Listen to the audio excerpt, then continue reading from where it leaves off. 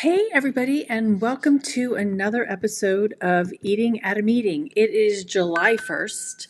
Happy July. And I am here to talk to you about the California's food allergy law that has arrived, effective July 1st, today, July 1st, 2026. California's ADDE Act officially takes effect. It is the Allergen Disclosure for Dining Experiences Act, which was California Senate Bill 68. Hang on, I'm getting a special guest into the show here. Um, Let me add her in here. Let's see, continue. Let's see, I'm going to add her in here real quick. Hang on a minute. I'm going to change my view. Lots going on. All right, computer. I'm good, Robin. How are you? My screen is frozen. Hang on a minute. What is going? All right, I'm going to have to hang up and go back in. For some reason, don't share. Oops, don't share. Oops. Okay, here I am again. Let me bring in Robin. I'm going to assign her, add camera. I am sorry about the assign placeholder. Guess what? There we go. So I am so excited to bring Robin to the table or to the show again. How are you? Can Hi, you hear me? Tracy. I just can't hear you, I think. Oh, you can't? Okay, let's see. I'm having problems today. Um, can you hear me now? Yes, perfect. Okay, all right, perfect. So, again, I'm going to start this over. Today is July 1st. It is monumental in the United States. It is the day that the California's Allergen Disclosure for Dining Experience Act takes effect. It was signed into law in October of 2025, and it is effective today. And I am so excited to have Robin Lao with us today, who she and her daughter were the instigators, the pushers of this bill. So, hello, Robin. How's it feel? Hi, good morning. Oh my gosh, this feels amazing. I can't believe the day has finally come. And it's still a little bit surreal to me, to be honest. Yeah. We had worked on it for quite a bit, and to see that today is finally the day that it's going to be implemented is just wow, such an amazing feeling. So, what, I mean, is that like what's Addie's feeling today? Is she excited? Oh my gosh, she is so excited. I think we recently, been going out to eat a little bit more, Mm-hmm. and just seeing some of the new QR codes that are out there linking to allergen menus. It's just been really exciting to see. So definitely we'll be, looking out for that more, and definitely invite others to do so. And if you're not seeing it in effect, please give us some feedback so we can make sure that it's, being implemented. So, and I wrote an article for North Star, and I chatted with the Department of California's health inspectors, and I know this is going to. I mean, yes, it comes effective today, but they're not going to really like put the hard hammer down on restaurants today. It's still a learning thing. So, what have you seen that you said you've been eating out a little bit more, and what do you expect to come in the next couple of months, year? Yeah, definitely. Like you said, I think, it's definitely going to take some education. So, things like this podcast, getting the word out, I think is so important so that restaurants really know kind of what is happening. And again, yes, we are working with the inspectors to make sure that they're knowledgeable about it and sharing it with restaurants. So we do know that there will be, maybe a little bit of lag time to get things going. But, when we go out to eat now, we are looking. Part of SB 68 does require now for there to be a QR code on the menu that links to the allergen information so that it's easier to find. And how, so tell a little bit more about what it is. I know it's restaurants that have more than 20 locations nationwide, but fill in everybody about the law and what it does entail. Yes, thank you. So, of course, this applies to California. And starting today, restaurants with 20 or more locations in the United States, meaning if they have at least one of their restaurant locations in California, it does apply to them. And what they need to do is have top 9 allergen information for their menu items. And there needs to be a QR code at the point of ordering. So either on the menu, or if they're a drive-through, it has to be on their drive-through menu. And it does actually include beverages as well. Um, Nice. so yeah. And when you are in person dining at the restaurant, if unfortunately your phone battery dies or you don't have access to a device to be able to scan the QR code, if you were to ask the restaurant, they are supposed to be able to provide the allergen information in writing for you. Awesome. So it should be on the printed menu, at least maybe not on every single menu, but at least they have documentation there that they can show you. Correct. Or they should be able then to provide a device at least to be able to see the Right. information, but Okay. some way to be able to show the information. Exactly. So they're not limited to making 500 copies that are changed daily of their menu and that.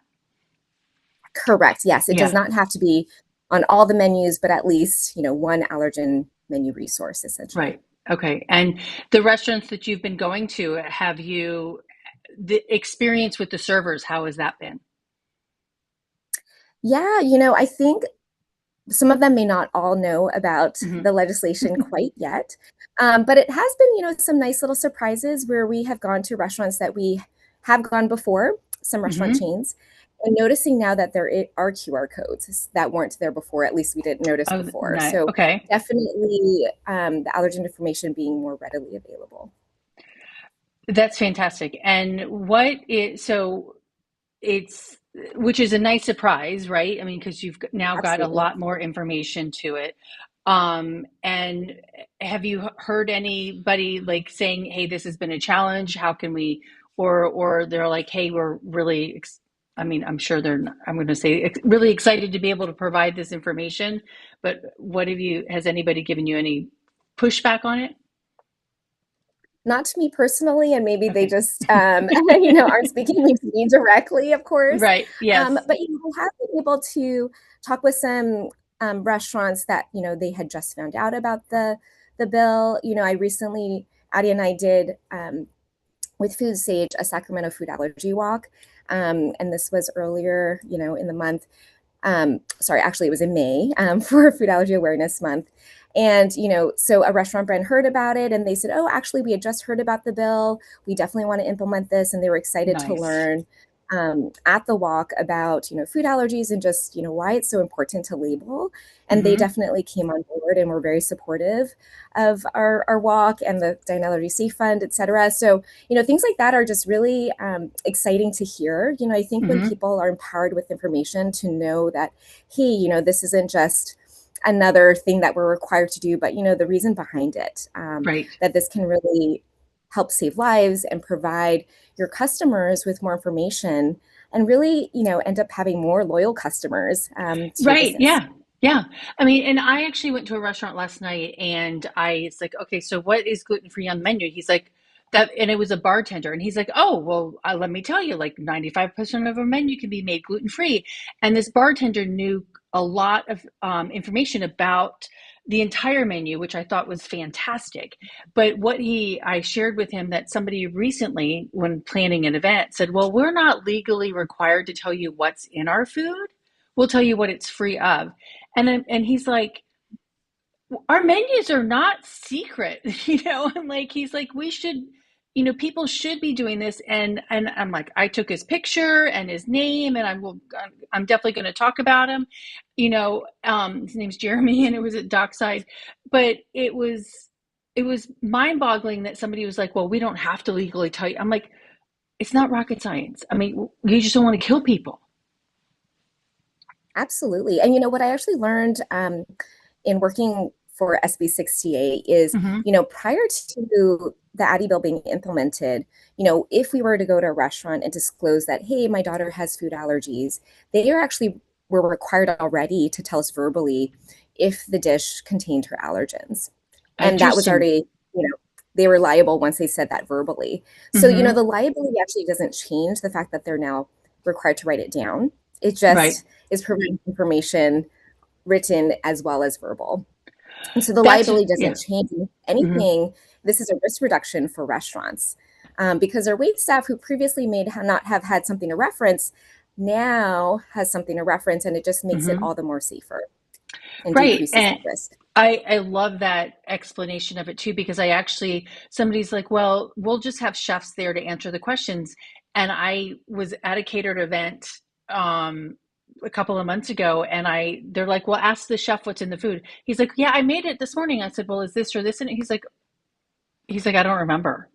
So I'm like, having it written down and making sure that the recipes are accurate, is so much more important to reduce that risk, like you said. Absolutely. And, some of the more, fast casual restaurants, there may not always be a chef, right? For Right. instance, Addie and I had tried this really nice vegan fast food place where it was a vegan burger, mac and cheese, etc. And when I said, oh, well, is there a chef to speak to? They're like, well, there's not really a chef, but they actually had an allergen binder. And so that was huge Nice. for us because we were about to order the mac and cheese and then read in the binder that, oh my gosh, sesame was a hidden allergen in that mac and cheese dish, which we were not Interesting. expecting. And that is definitely one of Addie's allergies. So that was, a near miss. And thank goodness for the information Right. that we were able to. And the fact that that team knew that there was an allergen binder is even more important, because some servers don't even know that it exists. Absolutely. Yep. Yeah. And that was a resource for them because he said, oh, I actually don't know, but thank goodness we have this. And Right. so it was a perfect example of, the wait staff being able to reference something Mm-hmm. and not having a chef available to be able to Right. double check, Yeah. right? So, Yes. Yeah. And I was chatting with a hotelier the other day, and which will not apply to him because it's a single restaurant, single hotel, but he only has two cooks in the restaurant. And he's like, we don't have like a variety of different departments and those things. And so it would not be something that he would necessarily have. But because he also does have that, because he's cognizant of it. He also came from our allergy world before, but um, they can make a lot more things on Scratch Kitchen. They're more of a Scratch Kitchen than what a location with 20, a venue with more than 20 locations or more might not be a Scratch Kitchen. yep, yep, Yeah. exactly. And what also came up when we were, working on SB 68 was, the question about, like you said, some are scratch kitchens, but some have bulk supply sauces and things Mm-hmm. like that. How do they then know if they're getting it from a supply company? Right. But we actually found that the FDA has a mandate that bulk supply items actually have to be labeled with top nine Mm-hmm. allergens. So they may not know every single ingredient. It's not like the grocery store that has every single ingredient, Right. but they are required to label top nine allergens on bulk supply items. And a note on that, because I'm doing an event and the bulk supply box does have it, but sometimes when you take it out of the box, it's not on that package inside the box. So it's really important for that food service provider to maintain that label. And actually somebody pulled out some ice cream bars the other day, and the ice cream bars weren't labeled. Uh, It was just a plain white package. So it's really important to keep that outside label with that food, so you do know that information. And of course, document it somewhere else, not just holding the piece of the box, right? Absolutely. Now, so you all did the walk in May, to push this forward more and to educate a lot more people. What's the next step in after I mean, besides let's get this implemented, right? Get everybody used to it. But what do you see coming, you and Addie want to see coming in the future behind it? Yeah, great question. I think really we do want to see more states implement ADDE Hmm. like bills, right? And Right. so we already saw this year more states introduce the bill. We're Hmm. still waiting for some states to be successful. We're hoping for next year, et cetera. But I think as the momentum continues to grow, we're really hoping for other states to implement it, and then the future goal will be a federal mandate. Hmm. And then, of course, obviously this applies to the large chains, Hmm. but the ultimate goal will be for, all restaurants Right. for this to apply to one day. Yeah, and I talked to Representative Carter from Michigan, and hers is any food service provider, that the bill that she's pushing forward, or has introduced and is pushing forward, is to be any food service provider. So for So, clarification for people, In California, again, it is for food service providers that have 20 locations or more that provide pretty much the same food everywhere they go, right? And so it's a start, and would love to go to expand it, but further than that. But I would love to see it in across. And I know the food code is changing in a lot of different states that are requiring it, but it doesn't have teeth like the law does. Exactly, exactly. Before SB 68 passed, yes, the US Food Code did recommend it as best Hmm. practice, but without a mandate saying, hey, this is required, um, you know, Right. unfortunately, many restaurants didn't implement it yet. Right. And, health inspectors trying to execute that, regulating and educating and regulating at the same time is there's a lot of restaurants out there, right? So not everybody um, can get it full force, not harshly, but, in full force across the board. Yeah. Um, what does and I want to take it back to, because you and Addie, and as I put on underneath your name there, the champions of this. So Addie has multiple food allergies. You mentioned sesame was one of hers, but take us back. I mean, why did you champion this? Yeah, I think she's had allergies since she was a baby. And so this Hmm. has really been her life. And rarely we were able to dine out with her. I mean, even if we do go out, we unfortunately have to pack her meal. And it's very, very difficult to get good information. So we are obviously always asking the wait staff, we have those conversations. And we found that it's just really hard to know if the food is safe. But we found that in the restaurants that had labeling, those were the ones that she was able to safely dine at. And so this was born out of a really wonderful experience that we had. This was a Mother's Day meal that I always talk about. But this Chinese restaurant had labeling. We sought them out, drove 3 hours to go there. Wow. And that was the very first time she was able to have a full entire meal at a Chinese restaurant, which is we're Chinese. And so it was just so special to us. I was literally crying watching her eat the dumplings because this was the first time occurrence for us. And we just found that, wow, labeling can really open the doors and make Right. the experience so much safer. We had so much more confidence being there. And really it was with the wait staff too. You could tell that they also were so much more knowledgeable and confident as well in giving us the information. So absolutely, we still had those conversations and double checked. But we just saw how the culture of that restaurant was so different Hmm. because there was labeling. And it was just a very um, educated staff. So after that experience, we felt like, wow, this should really be the norm, Right. and found that, wow, in US, there was no mandate. Even though in the EU, it had been normal for the last 10 years, they have Hmm. had a law for 10 years.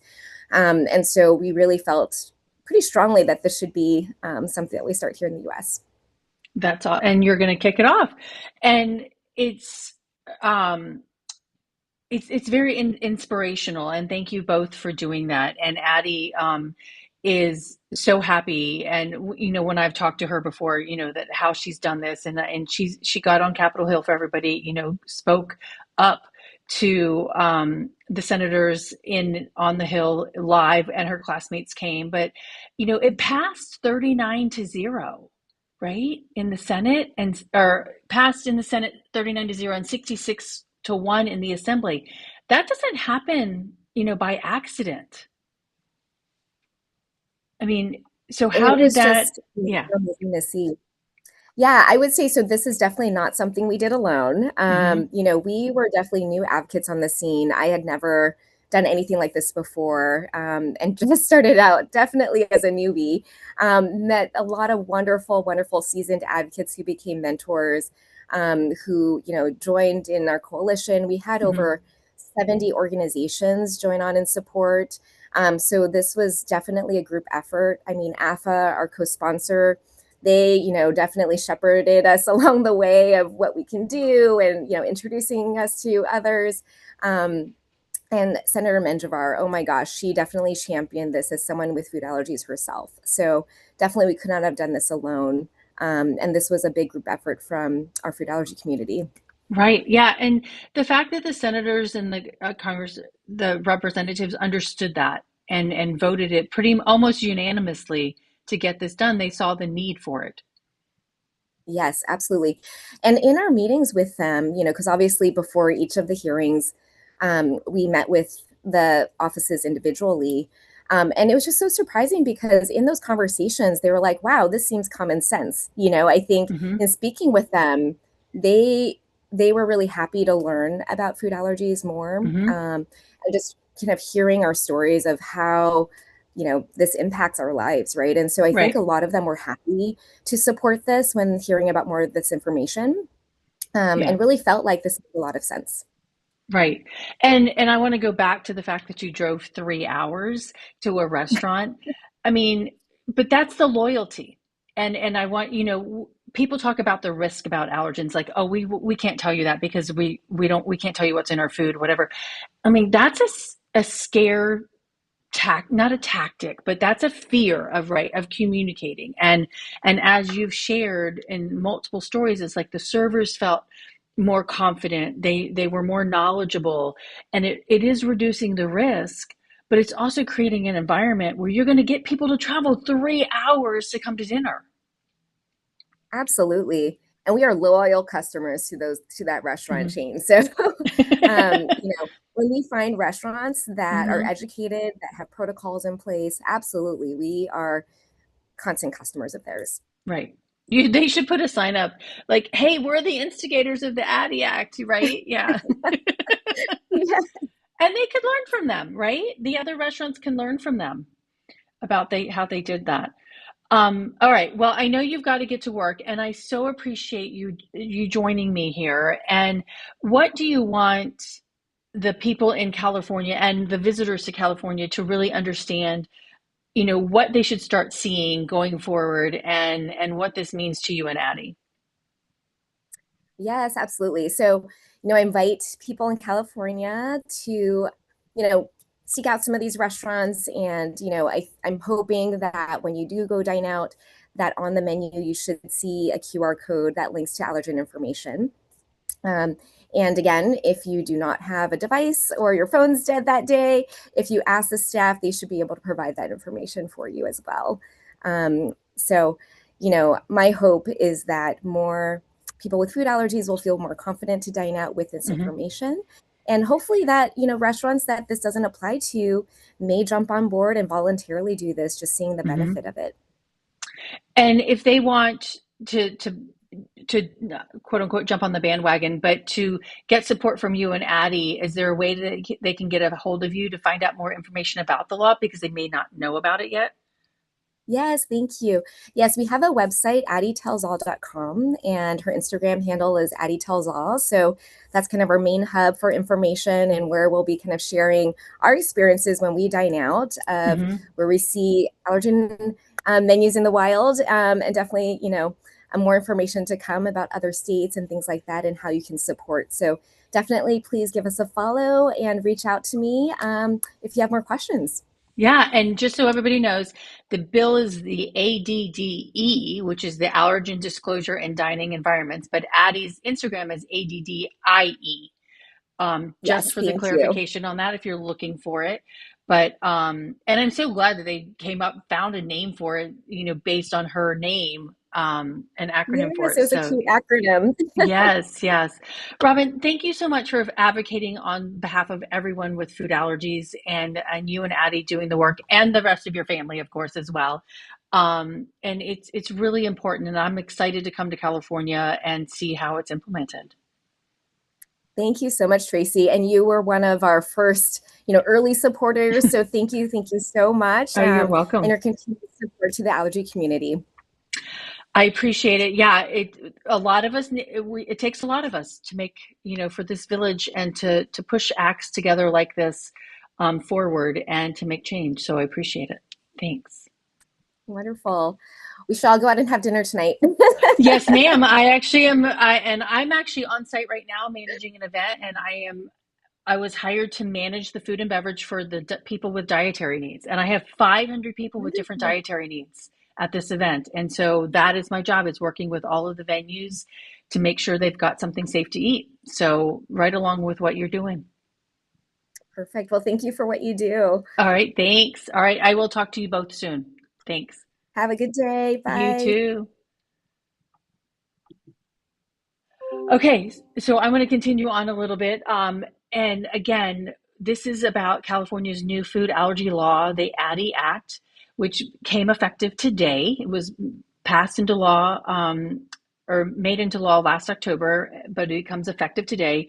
And it requires that food service establishments with 20 more or more locations operating under the same name and offering substantially the same menu items, they now have to label for the top 9 allergens. And for anyone who doesn't know the top 9 allergens, they are wheat, soy, milk, egg, peanuts, tree nuts, fish, sesame, and shellfish. So again, milk, eggs, fish, shellfish, tree nuts, peanuts, wheat, soy, and sesame. And so that has to be labeled on menus or on a QR code, or as Robin mentioned, in an allergen binder. And I thought that was really insightful, or that server learned that the macaroni and cheese had sesame as a hidden ingredient. And so that's what's really, really important and valuable about this ADDE Act, is that these 9 allergens, you might not see it. It's like McDonald's has a sesame seed bun. You know that's a sesame seed bun because you can see the sesame. But in that macaroni and cheese, it was probably ground up into the cheese and you couldn't see it. So that's why this law is really important. And as Robin also said too, it helps the servers, right? It helps the servers communicate clearly to your guests. And one chef said, you're not as good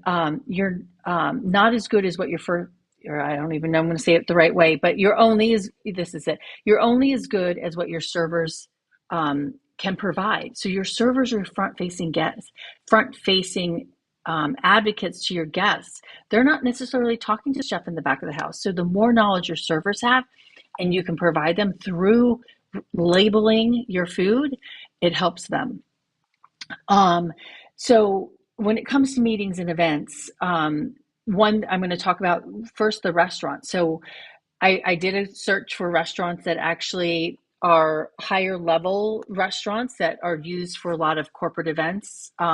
You can rent their space, but the chain restaurants that have 20 locations or more, and at least one in California, include like Benihana, the Capitol Grill, Chart House, Fogo de Chao, Maggiano's, Ocean Prime, Nobu, True Food Kitchen, Top Golf. They are all now going to be required to have this allergen information on their menus or on a QR code or in a binder. So if you're booking those venues, those restaurants for your event space, definitely ask them for that information. It helps you plan your menus around attendees' dietary needs. It's a safety thing, yes, but it does help you organize and design menus maybe free of the top 9, right? You're not going to do it completely free of the top 9, but you can eliminate one. If somebody's allergic to shellfish, you can that'll help you completely eliminate a menu item because of a hidden ingredient potentially. So looking for those restaurants that are in California, if booking one of those, definitely ask for them. I did put in the chat on LinkedIn, and I'll add it to Facebook, 2 articles that I wrote for North Star Meetings Group about this law and some other pending laws and what we can do for going forward. But going back to a couple of other episodes of Eating at a Meeting, in talking to Joshua Grimes and Mary Vargas and Ryan Gambala, all attorneys, all coming at it from a different perspective. But I thought it was really important that one, Ryan said, if anyone in the hotel or anyone in the food service environment has been told that somebody has an allergen, like say Robin and Addie went to a restaurant and they said, oh, she's got a sesame allergy, to the hostess or to the server that's cleaning the table as they're sitting them down, or as they're clearing the table from another guest, if they mention, oh, by the way, I have a sesame allergy, Ryan said, now the entire restaurant is on notice. And you have to have your policies and procedures and your SOPs in place to understand that. And I'm gonna say this to all of my hotel partners in California, well, across the country. Same thing applies. Once somebody knows about your allergen on your staff, your whole staff is now on alert, and you need to have policies in place on how to manage that. Because as what Robin said a few minutes ago, the FDA has a law in place that if somebody discloses an allergen to you, you are now already required to let them know if that allergen is in the food that you're serving them. This is just making you write it down for that consumer's view of it, right? It's not just in the back of the house. The ADDE Act requires it to be seen by the consumer. And we're not asking you for your menu, for your entire recipe. We're just asking you to disclose the top 9 allergens. Um, and whether it applies to our hotel chains is still, I kind of think, a work in progress. But to me, this is my opinion and how I am going to talk to hotel companies in there, but hotel management companies. You manage 20 locations across the country, right? And if you have one in California, to me, because you probably serve majority of the exact same food in every one of those properties, you would fall under the ADDE Act. And if you don't, you might as well adhere to it anyways to create a better environment, right? You're going to get more heads in beds and you're going to get more people into your restaurant if you understand the law and you're going ahead and labeling that information and having staff understand that. This is the ADDE Act is the beginning, right? This is the first law in the United States. As Robin said, it's been in the EU and the UK actually since 2014. So for 12 years now, the allergen labeling laws on unpackaged food have been around. Here in the US, this is the first one. The food codes are changing. Some states are introducing bills that would mimic the ADDE Act. But as I mentioned earlier, Michigan is saying all food service providers, not just restaurants or venues with 20 locations or more. So I'm excited that this law becomes effective today. If you have any questions about it, please call me. If you want to learn how to do this, please call me. We can work together to make sure that your food is labeled and you understand what that entails and educate your team on that. So I appreciate you listening, and I can't wait to meet. And whoever wants to go to lunch in California or dinner, let me know, because I want to see these menus and these QR codes out there. So everyone have a great day, stay safe and eat well, and check out for QR codes in California.